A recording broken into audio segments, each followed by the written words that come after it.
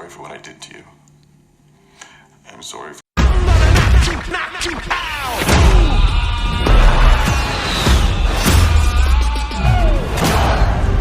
The film opens with a photo/video montage showing the life of the Kim family: David, Pam, and Margaret.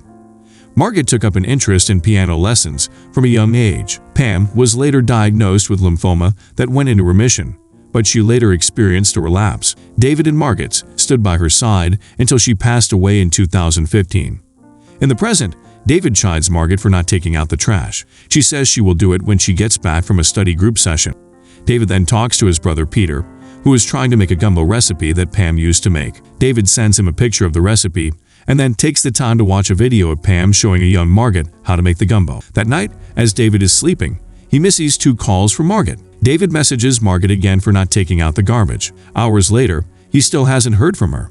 After work, he tries to contact Margaret, but she never answers her phone. He thinks she might be at a piano lesson, so he calls the piano instructor, only to discover that Margaret canceled her lessons 6 months earlier, which means that she has been taking the $100 bills that he has left her for herself. David starts to worry. David looks up the numbers of Margaret's classmates from Pam's old contacts list. He calls the home of Margaret's childhood friend Isaac, and he speaks to Isaac's mother, who tells David that Isaac and his friends went on a trip to the mountains, so she believes that Margaret could be with them. David manages to get in touch with Isaac, who tells him that Margaret is not with them and that he had invited her, but she declined. David calls the police and he speaks to the renowned detective Rosemary Vick, who is assigned to the case. She tells David to get in touch with anyone who may have been close to Margaret or know where she was last seen. David goes through Margaret's laptop and finds that all of her social media accounts are private. He logs into her Facebook profile using Pam's old email address, and he begins to reach out to Margaret's classmates. Most of them have alibis from the night that Margaret went missing, and others say that Margaret was usually quiet and distant. David compiles a chart to keep track of who he has spoken to so that he can show Vic. Vic later shows David traffic cam footage showing Margaret leaving a gas station and heading out of town. She also sends him a fake ID that Margaret appears to have used under the name Jen Yoon. This, coupled with the fact that David found Margaret's Venmo transactions having taken out $2,500, leads Vic to suggest that Margaret ran away. Growing tired and increasingly afraid, David then comes across the site Ucast where Margaret left live streaming videos. He goes through the saved videos to see that Margaret would talk to someone named Hannah, whose username was Fish and Chips. Hannah also had a sick mom and would relate with Margaret. David then notices one of the videos is of Margaret at a lake, which matches a picture she posted to her Tumblr account. It's Lake Barbosa, where Margaret liked to go to relax. David finds the directions from the spot where Margaret was last seen and he heads out.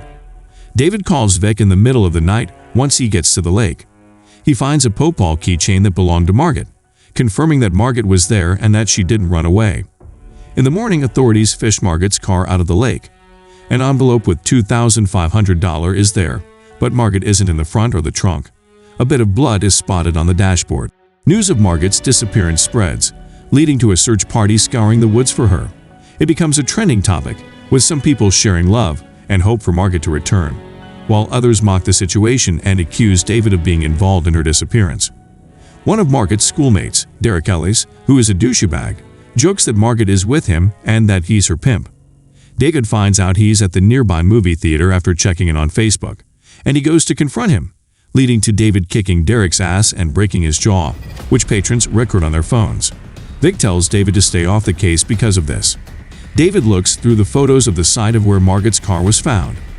Upon closer inspection, he notices a hockey hoodie in the front seat of the car that he recognizes as belonging to Peter. David looks through Margaret's messages between her and Peter, which imply that they have been doing something that Peter knows David would kill him for. David pays Peter a visit and sets up cameras in his home to try and get a confession out of him. David asks Peter when he last saw Margaret, and he appears to dodge the question. David then attacks Peter until he tells the truth. Weed! And Peter admits that he and Margaret were smoking weed. She had caught him at one point and wanted to try it, so they kept it a secret from David. Peter points out that he was the only one who listened to her when she talked about her mother's passing, since David had avoided talking to her about it. David then gets a phone call from Vic, but he misses it and just hears her voicemail. Vic tells him that they got a suspect, and David breaks down crying as he listens to the voicemail. The news reports that an ex-convict, Randy Kardoff, has apparently confessed to killing Margaret before committing suicide. A video of his confession is shown, in which he tearfully apologizes for what he claims to have done to her. David is sent memorials and condolences for the news. David receives an email from a memorial service asking for videos and pictures of Margaret that he would like to share for her upcoming memorial. After picking all the files that he wants to share, he notices a picture on the service's site that looks familiar. It appears to be Hannah, aka Fish and Chips. He searches her image on Google and notices that the girl in the picture is some kind of catalog model.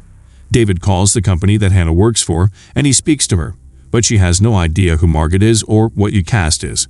David tries to call Vic to investigate further since this doesn't add up for him. He instead speaks to a woman from the police station that tells him that Vic is not there, and she lets it slip that Vic volunteered for the case instead of being assigned as he had been led to believe.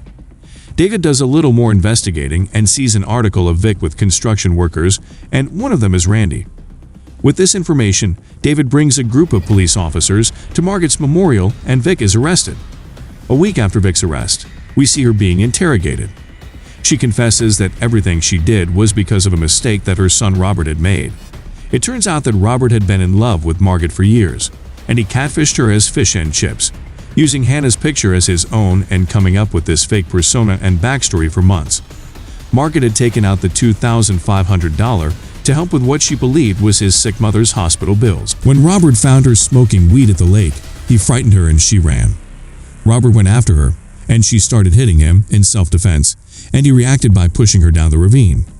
Robert called Vic panicked, and she told him not to do anything. She made up everything to throw David off, including making a fake ID for Margaret, making it look like her body was nowhere to be found, and even setting Randy up to make a false confession and having him killed. Vic then points out that there is a possibility that Margaret survived because there was a storm 2 days after she went missing, so she would not have been totally dehydrated. Robert is also taken into custody following this confession. A rescue team goes down to the ravine where Margaret fell.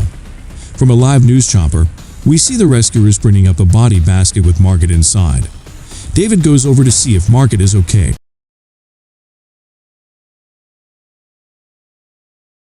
It's now months later.